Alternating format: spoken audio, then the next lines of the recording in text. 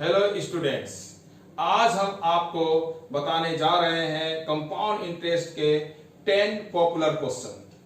और इसी टाइप के क्वेश्चन आपको जनरली एग्जामिनेशन में पूछे भी जाते हैं अलग अलग कॉम्पिटिटिव एग्जाम में।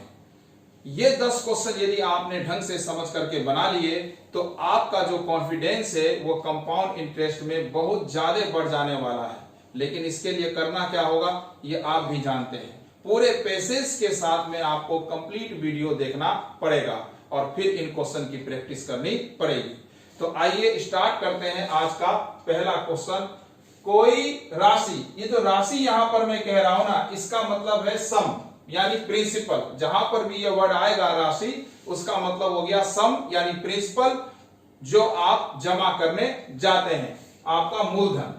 तो कोई भी जो सम है वो कंपाउंड इंटरेस्ट यदि उस पर अप्लाई होता है और वो 2 इयर्स में 400 में तब्दील हो जाता है, यानी आपका जो सम है वो 2 साल में 400 रुपए हो गया है और 3 इयर्स के बाद वही सम 500 रुपए हो जाता है। देखिए यहां पर दो अमाउंट दिए गए हैं और ऐसी कंडीशन में आपको कैसे बनाना होगा ये क्वेश्चन, इस पर ध्यान दीजिए। टाइप को अच्छी तरह से देख लीजिए कि दो अमाउंट है और डिफरेंट ईयर्स दिया गया है, आपको आर भी नहीं दिया गया है यहां पर। और फार्मूला क्या होता है मालूम है ना आपको, अमाउंट निकालने का A equal P into 1 plus R by 100 की होल पावर n। और ये जो A है ये कितना हो गया, देखिए आपको यहां पर आप लिख दीजिए। चलिए 500 हो गया कितने साल में, 500 हो गया ये कितने ईयर्स में, तो उसने कहा 3 इयर्स में। और 400 हो रहा है ये कितने इयर्स में, तो उसने कहा भाई 400 होता है ये 2 इयर्स में। ओके, ये दोनों बातें हमने यहाँ इस फार्मूला पे वैल्यू पुट करके लिख ली। बहुत ही आसानी से आप भी कर सकते हैं। अब क्या करेंगे, देखिए इसमें दो वेरिएबल आ गए, एक P और एक R। तो इसको सॉल्व करने का तरीका क्या होना चाहिए, बहुत ही आसान तरीका, आप इन्हें डिवाइड कर दीजिए, उससे P और P तुरंत कैंसिल हो जाएगा। देखिए इसमें जैसे ही आप इसको डिवाइड करेंगे, ये कितना आ गया आपका, डिवाइड करते ही 5/4 हो गया, 2 0 से 2 0 कैंसिल हो जाएगी। और यहां पर ये 1 प्लस R बाई 100 सिर्फ इतना रह गया। कैसे, तो P से P कैंसिल हो गया और इससे ये पूरा कैंसिल हो गया। ये 3 टाइम है और ये 2 टाइम, तो 1 ही टाइम यहां पर होल पावर में बचेगा। और होल पावर में 1 लिखने की कोई जरूरत नहीं होती, आप भी जानते हैं।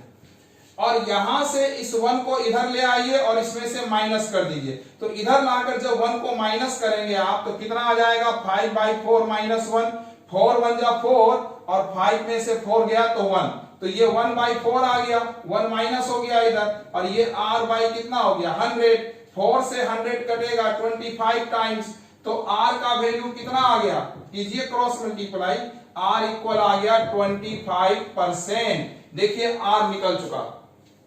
अब जब R निकल गया तो इन दोनों में से कहीं पर भी R रख करके आप अपना वैल्यू फाइंड कर सकते हैं, लेकिन हम चुनेंगे इसको क्योंकि इसमें पावर है 2, तो कैलकुलेशन हो जाएगी थोड़ी आसान। तो यहां पर हम रख रहे हैं 400 इक्वल P निकालना था, R का वैल्यू हमारा आया 25/100 एंड होल पावर है यहां पर 2।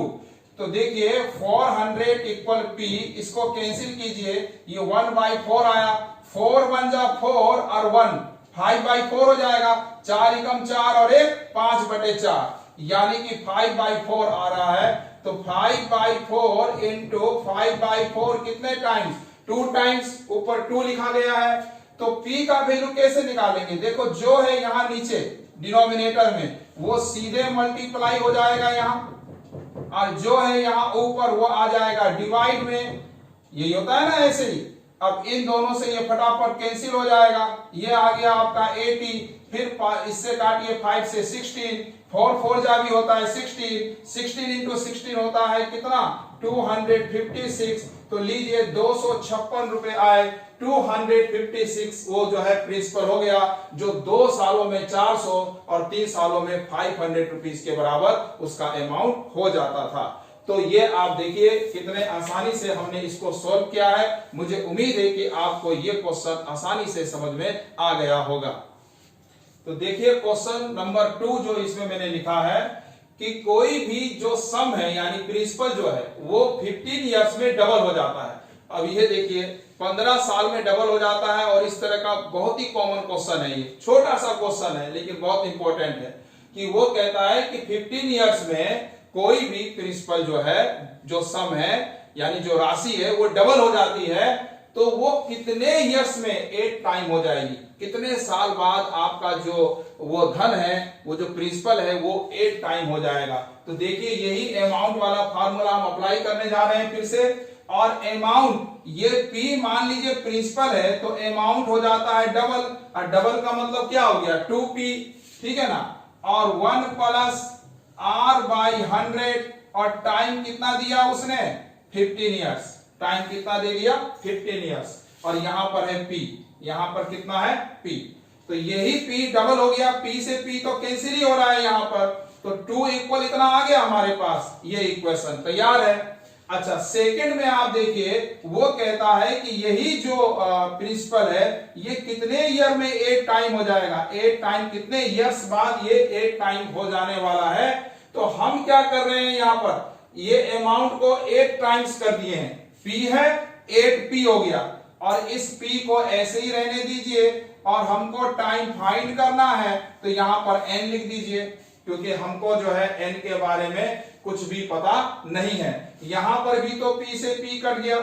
अच्छा एक बहुत सिंपल सी बात है, ये दो इक्वेशन बन गई, देखिए यहां पर 8 है, ये भी पूरा इक्वल है, यदि हम इसको क्यूब कर दें, 8 बना दें इसको, यानी देखो इसकी पावर यदि हम 3 कर दें, दोनों तरफ का क्यूब कर दें, तो यहां पर भी 8 हो जाएगा, देख रहे हैं यहां पर भी 8 हो जाएगा, और ये 1 प्लस R बाई 100, और क्यूब करने पर ये कितना हो गया 45 इयर्स हो गया, इसका हम क्यूब कर दिए, तो अब देखिए यहां n की जगह पर कितना आ गया है 45, तो यानी कितने साल बाद 45 इयर्स बाद, 45 साल के बाद वो जो आपका प्रिंसिपल है वो 8 टाइम हो जाएगा।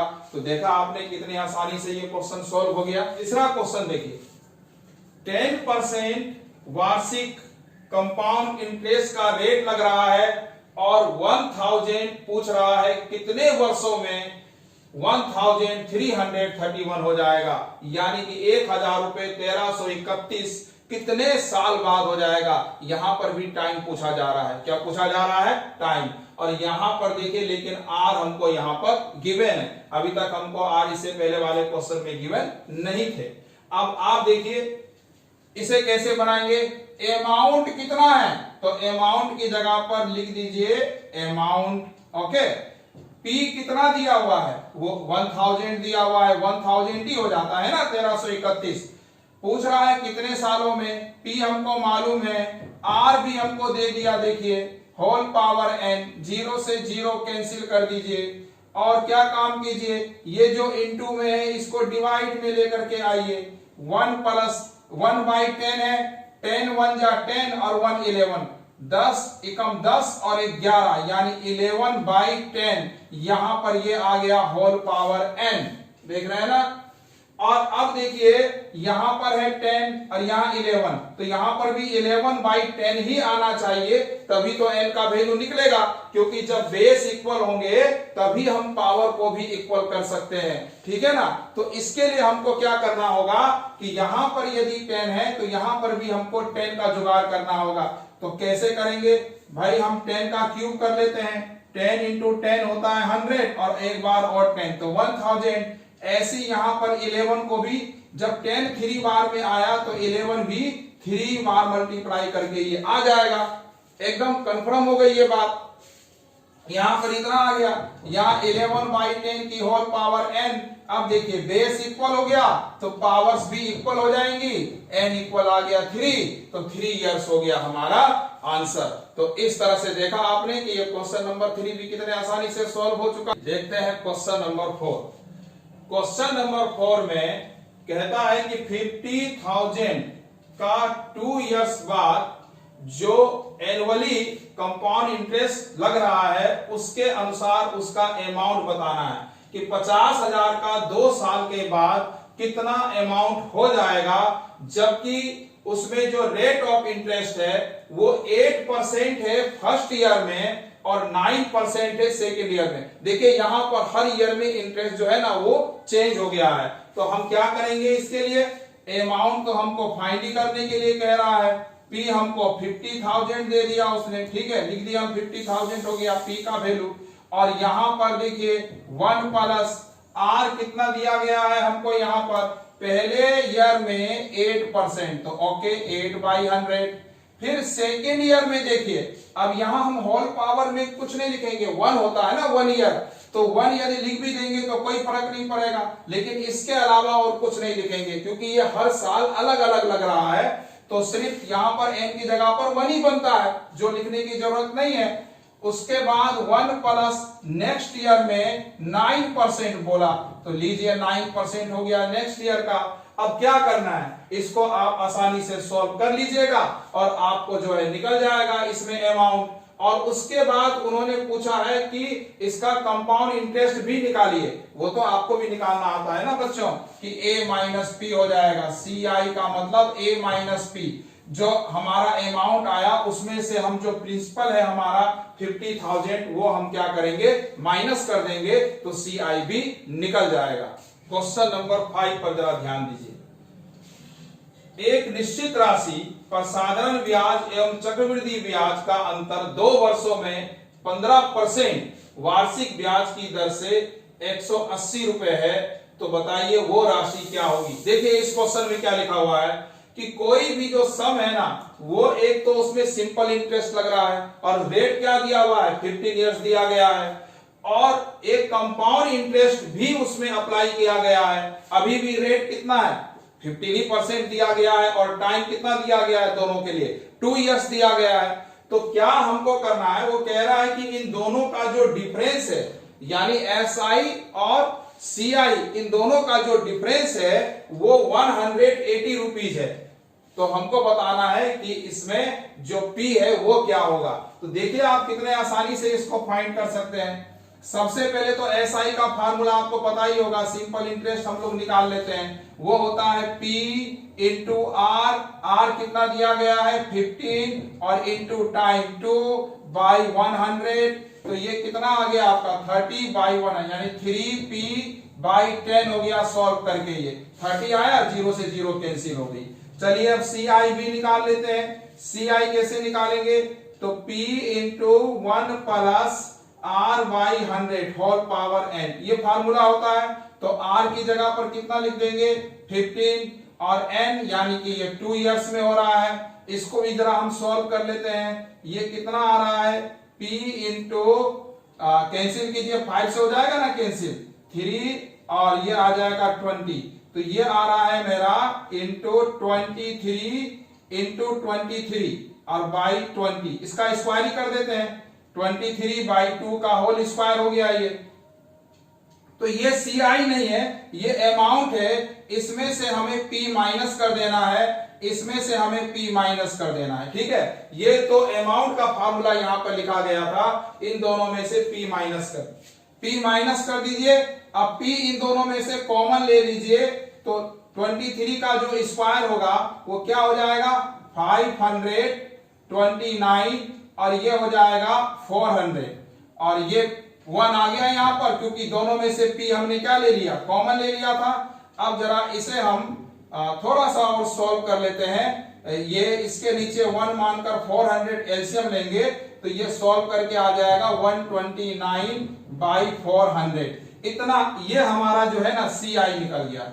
अब उसने क्वेश्चन में क्या कहा कि दोनों का डिफरेंस, तो बच्चों CI ही बड़ा होता है ना SI से, तो आप देखिए CI माइनस SI ये दिया गया है 180, तो CI कितना है 129P/400, और SI कितना है, तो 3P/10 इक्वल कितना है, तो 180। अब इन दोनों में से 400 एलसीएम को लेकर फटाफट सॉल्व करेंगे, तो ये आ जाएगा 120, और 9P यहां बचेगा माइनस करके, ये 180 आ जाएगा। अब इसमें हम क्रॉस मल्टीप्लाई करके P का वैल्यू निकाल लेते हैं। ये 400 यहां इधर आकर के मल्टीप्लाई हो जाएगा, और ये 9 डिवाइड हो जाएगा, इससे कैंसिल कर दीजिए 20, तो P का जो वैल्यू आ गया है वो आ गया है 8000, यानी कि हमारा जो प्रिंसिपल निकलेगा वो कितना निकलेगा 8000 निकलेगा। तो इस तरह देखिए ये क्वेश्चन नंबर 5 भी कंप्लीट हुआ। 5 क्वेश्चन तो कंप्लीट हो गए, मुझे उम्मीद है कि कुछ तो समझ में आए होंगे। अब बचे हैं 5 और क्वेश्चन, इनको भी पूरे होशो हवास में देखिएगा, ठीक है ना। एक लाइन बोल देते हैं कि होश में आओ इधर उधर करके मत करो लाइव फोकस।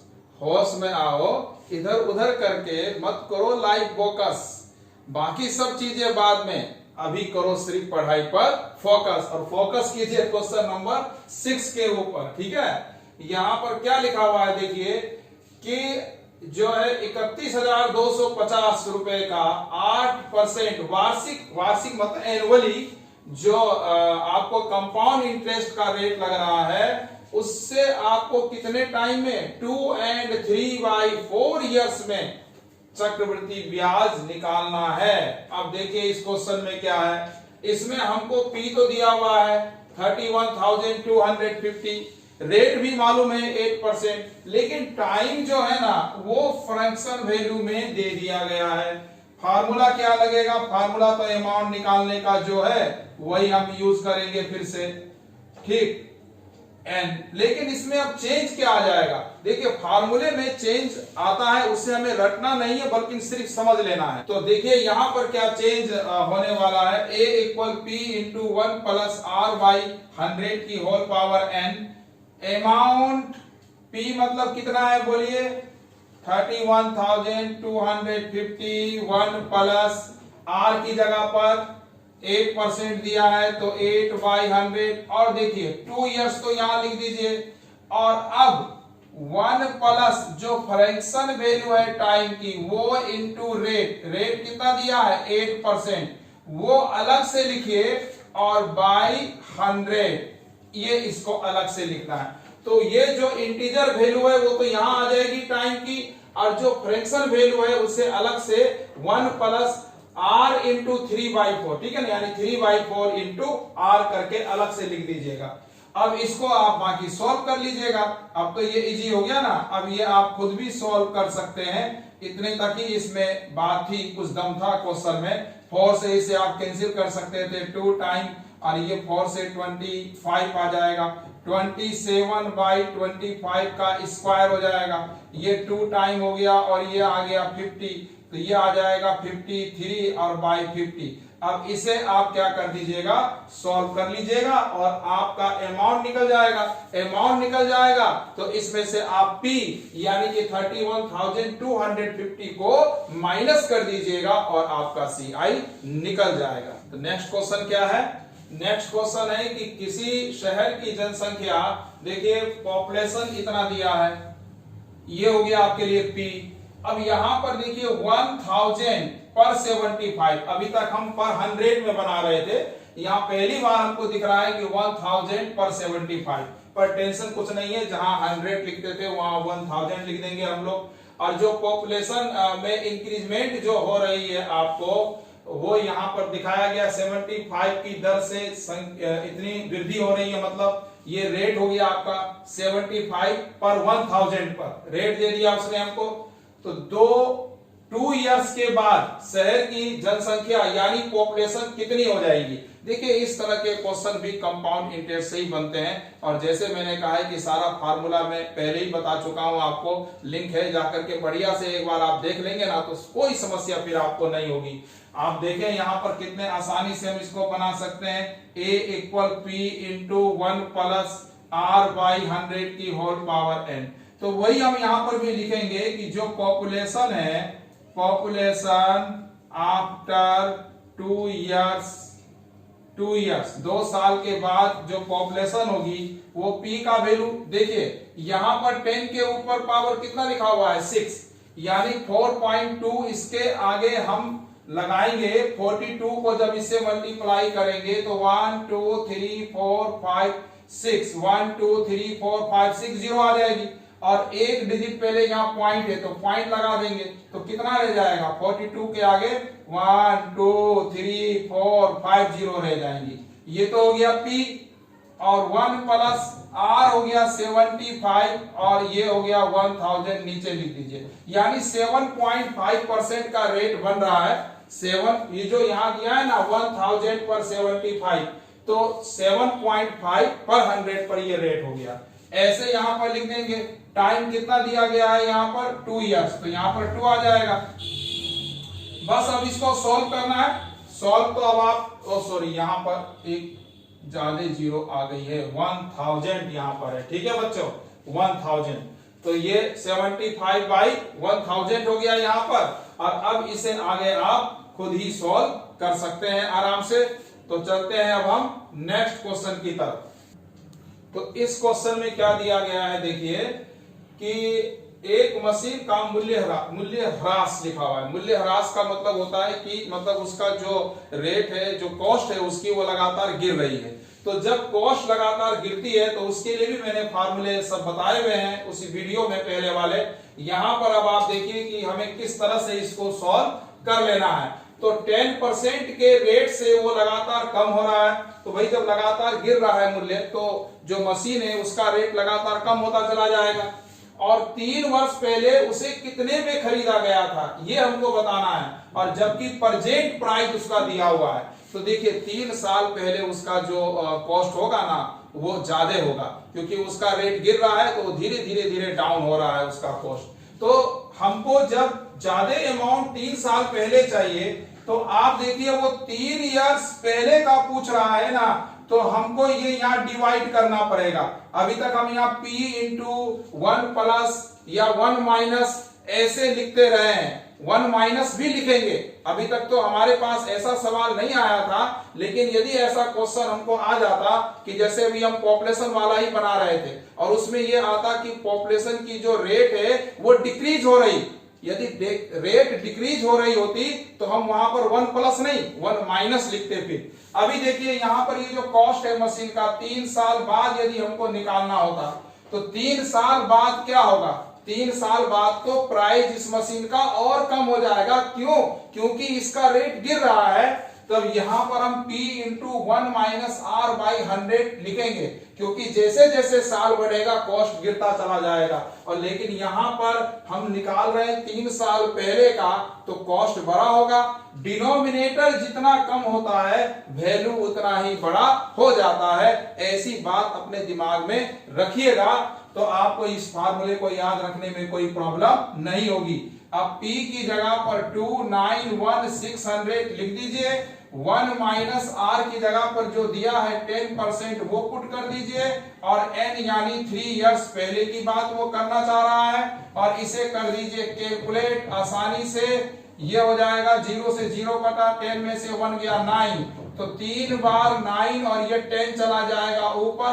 जब आप इसे कैलकुलेट करेंगे और इसे कर दीजिएगा सॉल्व फटाफट, और निकाल लीजिएगा आंसर कि 3 साल पहले इसका जो कॉस्ट था वो क्या होगा। और पॉपुलेशन के भी क्वेश्चन में आप इसी तरह से इन्हें सॉल्व करेंगे जैसे हम मशीन के केस में इसे कर रहे हैं।